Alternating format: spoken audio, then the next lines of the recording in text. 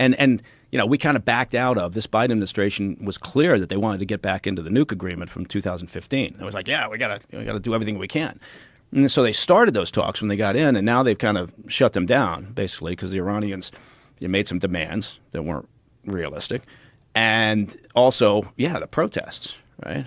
And also, they're selling fucking weapons to Russia, right? So, Russia's turned to Iran and North Korea to resupply their hardware and get gear that they can't get, drones in particular, from Iran. So do we really want to be talking, a nuke deal with Iran at this moment? Probably not. Whether it's pragmatic or not, but certainly from a political perspective, there's a lot of shit happening that's very interesting. So we should be worried about Iran. We should be worried. I mean, really, where are the big flashpoints?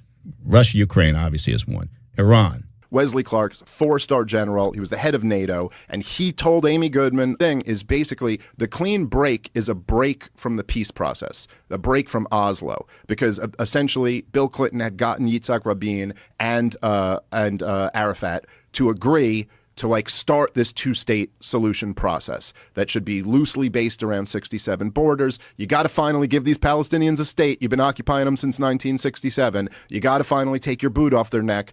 And the clean break strategy was to go, listen, we got to get away from this whole idea of a Palestinian state and giving them land. And basically the thinking, the Yitzhak Rabin old school thinking on this, loosely speaking, it's a little more complicated, but basically they were like, look, we've been occupying the Palestinians for decades and decades now.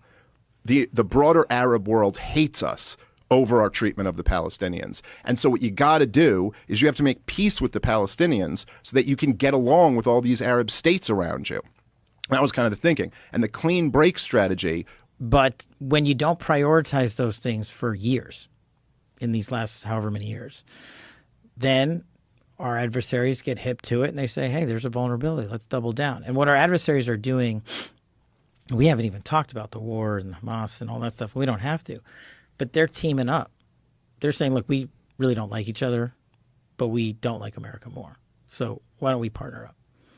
Why don't we use the drug trafficking organizations in Mexico, for human smuggling, not just drugs? Why don't we use Russia, Iran, the CCP, get together? We'll sell ammunitions to you because you can't get them from anywhere else in the world. You don't have access to banks.